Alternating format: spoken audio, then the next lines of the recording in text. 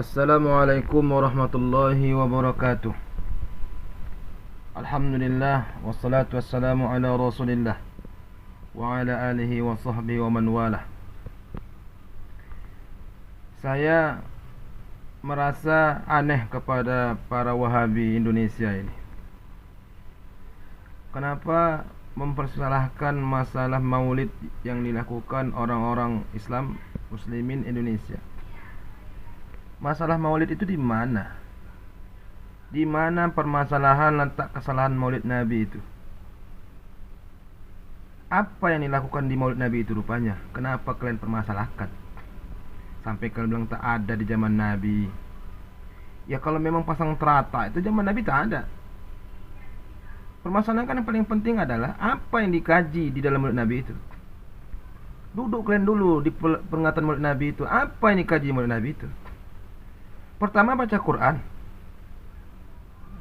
Pertama kata-kata sambut. Pertama pembukaan oleh protokol. Yang kedua baca Al-Quran. Salah rupa baca Quran tuh. Zaman Nabi ada juga yang baca Quran.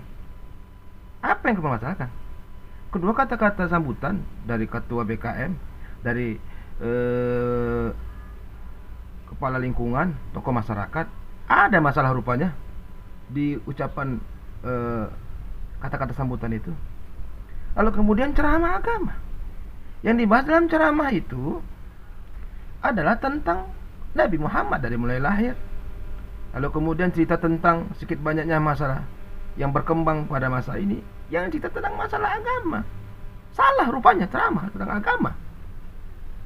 Memang ketika mengadakan peringatan Maulid Nabi itu yang ada isinya ceramah agama, pakai terata. Memang zaman Nabi nggak pernah pakai terata. Memang ya bid'ah. Zaman Nabi nggak ada terata. Jadi dipermasalahkan apa di Maulid Nabi itu sehingga kalian haramkan, kalian bid'ahkan? Di mana? Ceritakan di mana. Jangan hanya bilang Maulid Nabi bid'ah, lalu kemudian kalian salahkan semua. Baca Quran di Maulid Nabi itu bid'ah. Kalau kalian berani mengatakan baca Quran di Maulid Nabi bid'ah, berarti kan baca Quran pun bid'ah. Salah-salah cakap mulut kalian tuh.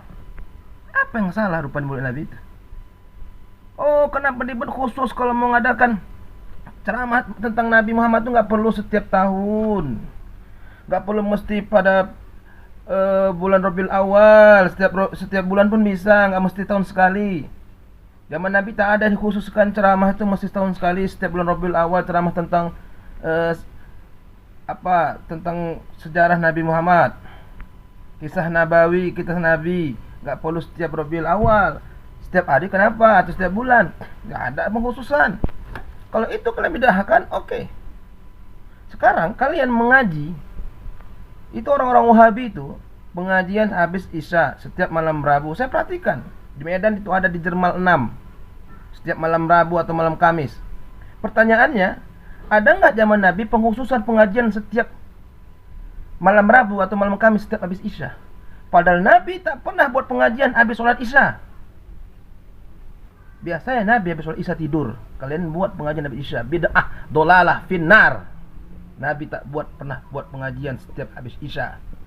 Coba.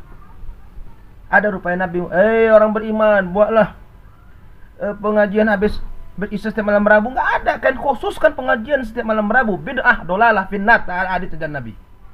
Begitulah maunya, jangan ke arah Maulid Nabi aja kalian bid'ahkan.